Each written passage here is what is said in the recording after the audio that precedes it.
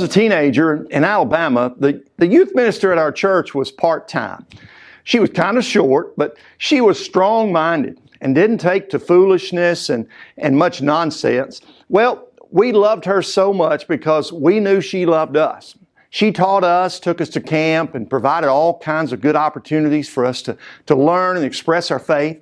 And when I was a junior in high school, I kind of slid away from coming to church and participating in youth things. And I had a job and was spending time doing other things I really didn't need to do. And I remember going to church one Wednesday night, and my youth minister called me off to the side. And she looked up at me, and she was only about 5'2", but she put her crooked little finger in my face and told me, God is not pleased with the direction of your life. And at first I was kind of ticked off at her, but she told me how much she cared for me and how she hoped I would follow God's will for my life. In Galatians chapter 4, verses 15 and 16, the Apostle Paul says, "What has happened to all of your joy? I can testify that if you could have done so, you would have torn out your eyes and given them to me. Have I now become your enemy by telling you the truth?" Paul had a special relationship with this church, and he was burdened for them because many had turned away from believing the gospel. His love, though, led him to be honest with them about the direction they were going with their beliefs.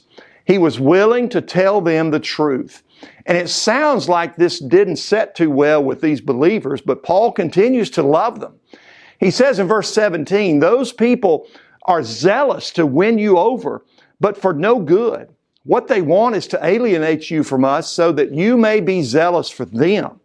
He continues to share the truth. But then in verses 19 and 20, he says, "My dear children, for whom I am again in the pains of childbirth until Christ is formed in you, how I wish I could be with you now and change my tone because I am perplexed about you."